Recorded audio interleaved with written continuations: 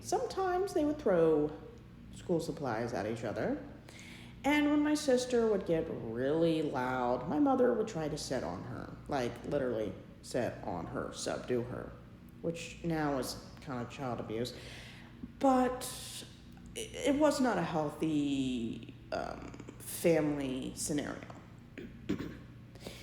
Luckily, my mother sought out a speech therapist and somebody who had some background in learning disabilities. Of course, this was back before they were even called learning disabilities. There was no such thing. I mean, it was the dark age of behavioral or emotional disabilities. I mean, this was back when autism was in the dark, which is terrible.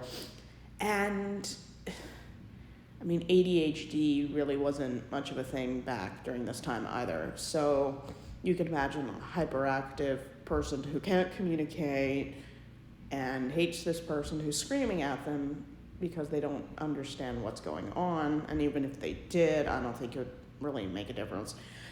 And they would just scream. Real healthy environment. And I would do my homework and do my classes while they screamed. Sometimes they weren't even on the same level of the house. My mother liked to scream in the middle level, which was where the kitchen and front door was, and my sister would go upstairs, slam the door, and just keep screaming from the second floor. And I was in the basement, downstairs, and could hear it. My brother could hear it. I mean, everyone could hear it. The neighbors, if they weren't weird people who had no kids and was at work, probably could have heard it if they were there. And it was just a toxic, tense environment. Kind of made you want to go outside, which is where I went most of the time. And this kind of went on from 2000. Well, it started before that, but I didn't remember. I'd say it went from 2000 all the way to 2010. My sister was in her early 20s when it finally stopped. I'm not sure if my mother finally decided shouting at her doesn't do any good, or if my sister matured enough and had enough brain development so she understood what was going on and just decided, you know what, F you, I'm not arguing with you because I don't like you enough to argue with you. I'm not sure what happened.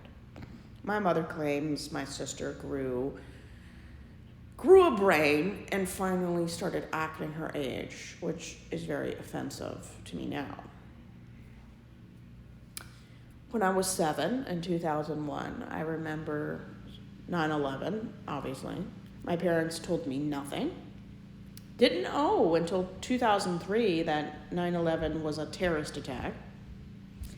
My father came home from work. He worked at a federal building on an Anchorage military base, even though he's not military, he's an engineer.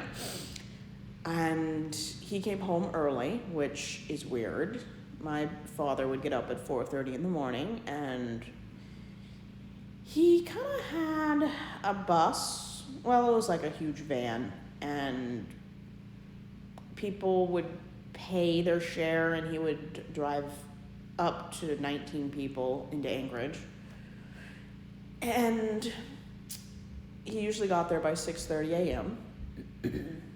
And he would leave work at 3:30 and